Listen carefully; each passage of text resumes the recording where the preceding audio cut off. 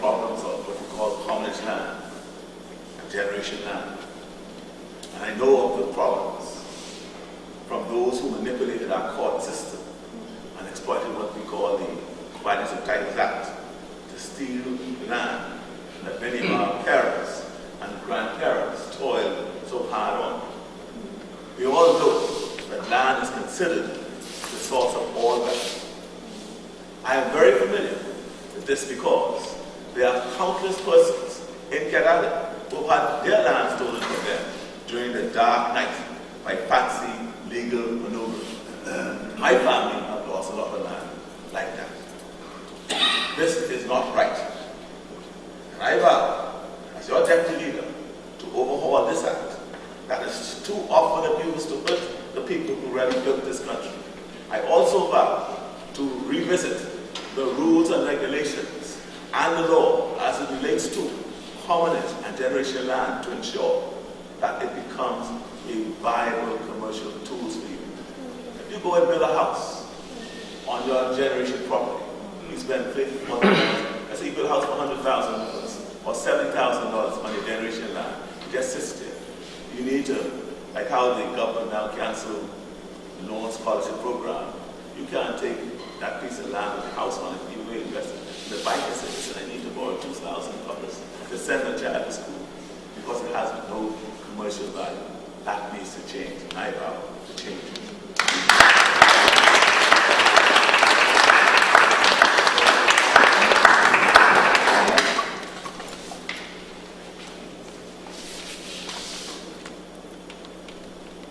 We heard from Dr. Walks. And he talked about things past. And I know about the dream that he lived and had in those days, though he might have thought he may have lived or realized most of those dreams. Tonight, Andros, I am committed to restoring the Bahamian dream.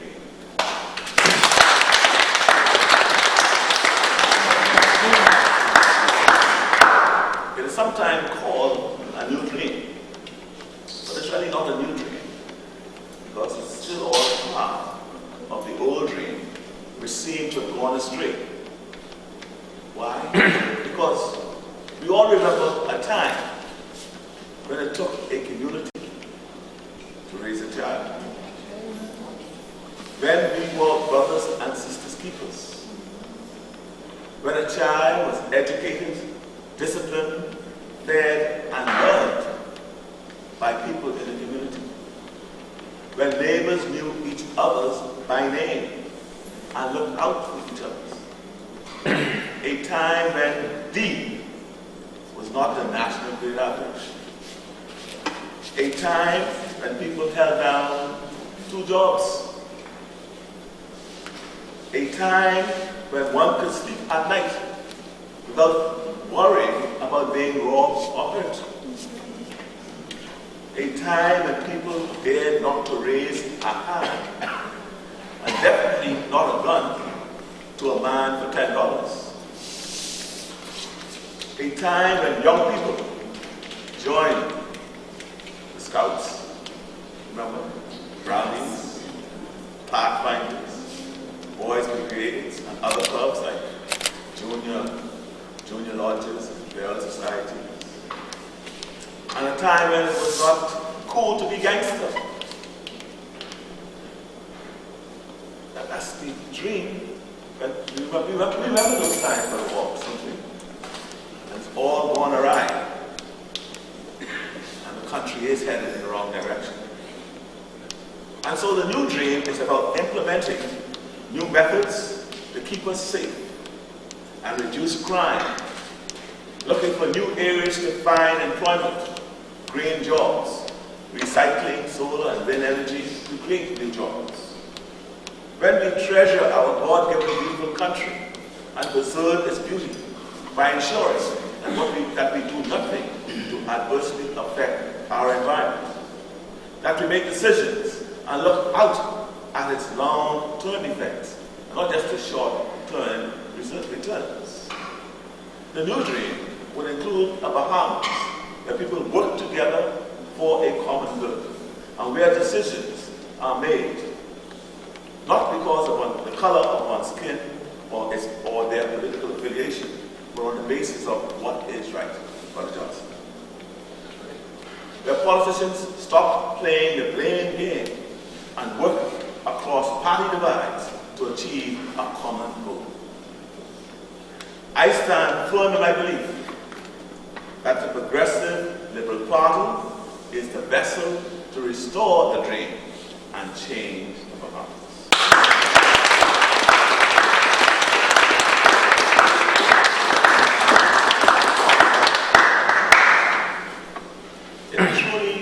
It truly pains me that violent crime has gotten to the point where we as a people have come to accept as a way of life heinous murders and crimes against persons in our country.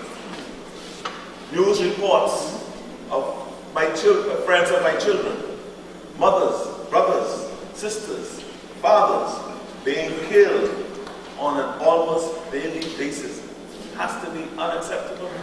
Yes. As a society, we must strengthen our resolve and demand that more is done to fight crime. The reality is, fellow Andros, that we recorded almost 80 murders last year.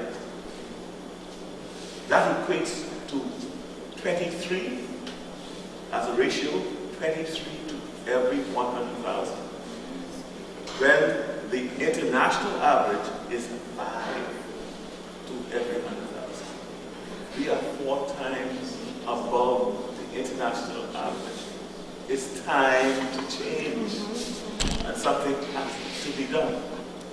And while I'm on the subject, the program here to attempt to reshape the lives and instill in young men at risk the fact that there are other choices apart from dealing with it has been shut down in this country, shut down here.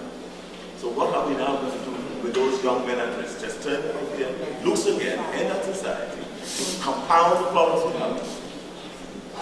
So we need to, and that's part of the problem, we need to address those issues. And fellow Androsians, we need to start agitating. We need to start speaking out about it. Because at the end of the day, this is our country.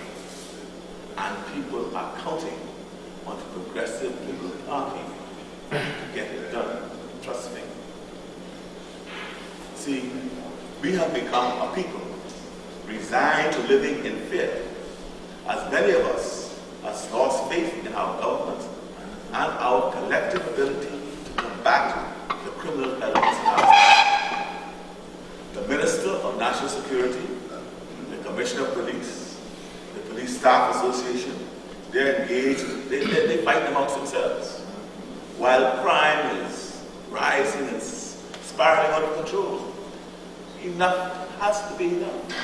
And we need to lend our voice to that saying, enough is enough. Yeah.